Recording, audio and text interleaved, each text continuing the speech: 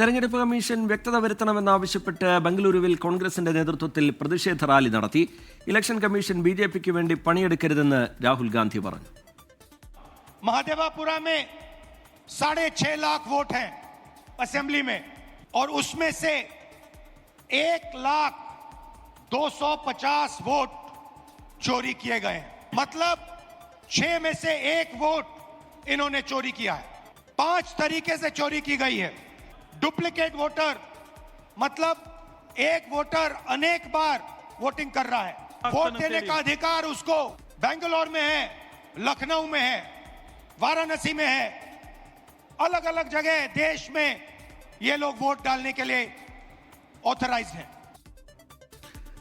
അതേസമയം രാഹുലിന്റെ ആരോപണങ്ങൾ തള്ളുകയാണ് ബിജെപിയും തെരഞ്ഞെടുപ്പ് കമ്മീഷനും. വിനീത ബി.ജി വിവരങ്ങളുമായി ഡൽഹിയിൽ നിന്ന് ചേരുന്നുണ്ട്. വിനീത, ഇന്നലെ രാഹുൽ ഗാന്ധി നടത്തിയ വാർത്താ സമ്മേളനം, തെളിവുകൾ നിരത്തി, കണക്കുകൾ നിരത്തിയുള്ള വാർത്താ സമ്മേളനം, അത് വലിയ രാഷ്ട്രീയ ചർച്ചകൾക്ക്, വലിയ രാഷ്ട്രീയ അലയൊലികൾക്ക് തുടക്കമിട്ട് കഴിഞ്ഞിട്ടുണ്ട് രാജ്യത്തൊന്നാകെ.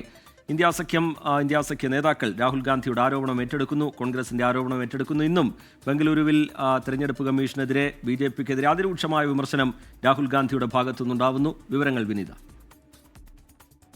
തീർച്ചയായും ടി കെ സൂചിപ്പിച്ചതുപോലെ കഴിഞ്ഞ ദിവസം നടത്തിയ പ്രസ് മീറ്റിലെ വാർത്താ സമ്മേളനത്തിലെ ആരോപണങ്ങൾ തന്നെയാണ് ഇന്ന് ബാംഗ്ലൂരും രാഹുൽ ഗാന്ധി ഉന്നയിച്ചിട്ടുണ്ടായിരുന്നത്. ഒപ്പം തന്നെ ബിജെപിക്ക് വേണ്ടി പണിയെടുക്കുന്നതാകരുത് തെരഞ്ഞെടുപ്പ് കമ്മീഷൻ എന്നും അദ്ദേഹം സൂചിപ്പിച്ചിട്ടുണ്ടായിരുന്നു. ഇന്ന് ഈ ഇന്ത്യ മുന്നണിയുടെ നേതാക്കൾ ഉൾപ്പെടെ ഈ പരിപാടിയിൽ പങ്കെടുത്തിട്ടുണ്ടായിരുന്നു, ഈ പ്രതിഷേധത്തിൽ പങ്കെടുത്തിട്ടുണ്ടായിരുന്നു എന്നാണ് നമുക്ക് മനസ്സിലാക്കാൻ കഴിയുന്നത്. ഈ രാഹുൽ ഗാന്ധിയുടെ ആരോപണം വരും ദിവസങ്ങളിലും മുൻനിരയിലേക്ക് ആ ആരോപണങ്ങളെ കൊണ്ടുവന്ന് ശക്തമായിട്ടുള്ള പ്രതിഷേധത്തിലേക്ക് അടക്കം മുന്നോട്ട് പോകാൻ തന്നെയാണ് നേതാക്കളുടെയൊക്കെ തന്നെ തീരുമാനം.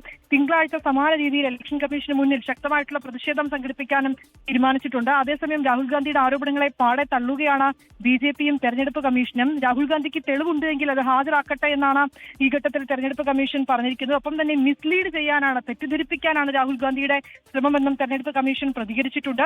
അതേസമയം ഈ ആരോപണങ്ങൾ മുഖവിലേക്ക് എടുക്കേണ്ടതില്ല എന്നുള്ളതാണ് ബിജെപിയുടെ നിലപാട്.